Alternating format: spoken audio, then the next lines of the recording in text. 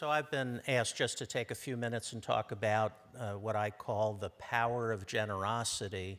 And so I wanted to share a story about our former congregation, which is Lutheran Church of the Master in Perrysburg, Ohio, where Kathy and I were members before we came here.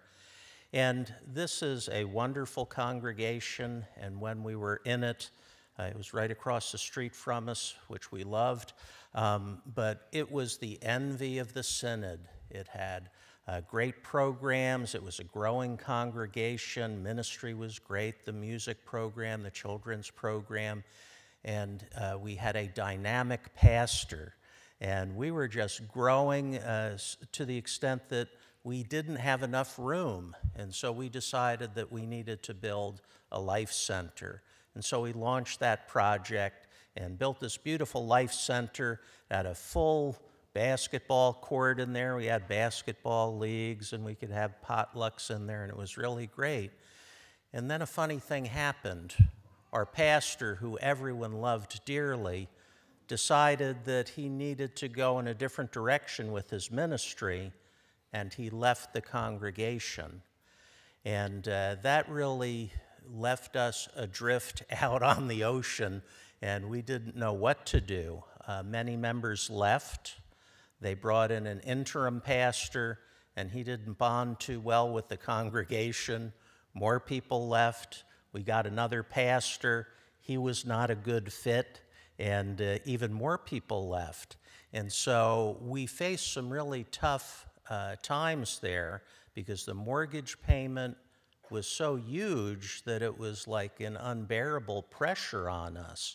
And instead of going into the church filled with joy, our spirits were sort of crushed, because we had to figure out, how on earth are we going to make this mortgage payment?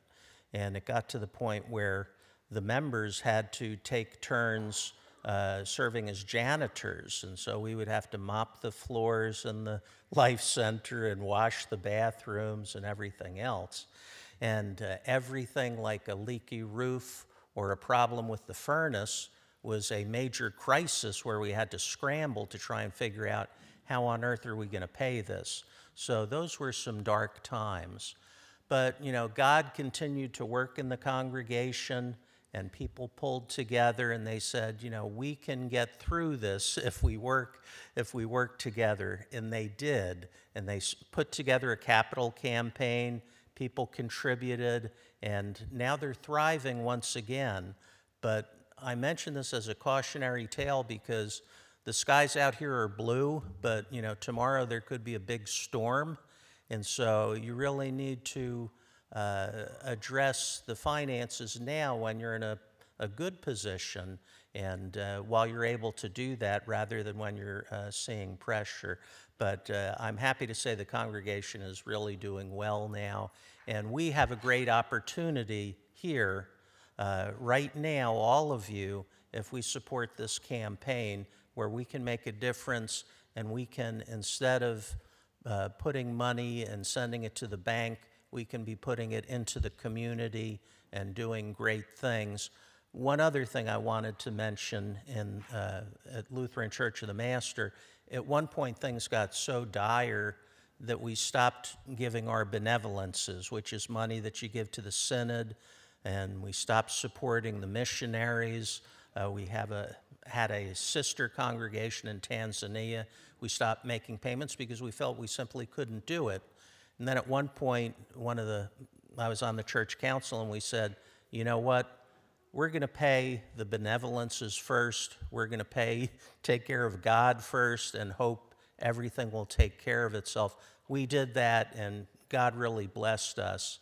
And so the other thing I wanted to mention is, you may be wondering, how much can I really give to support this program? God's going to take care of you. You give, and you will get back. And so I hope that you will, like so many others in the room here, will support this campaign and do it generously, and I think God will bless our congregation. Thank you.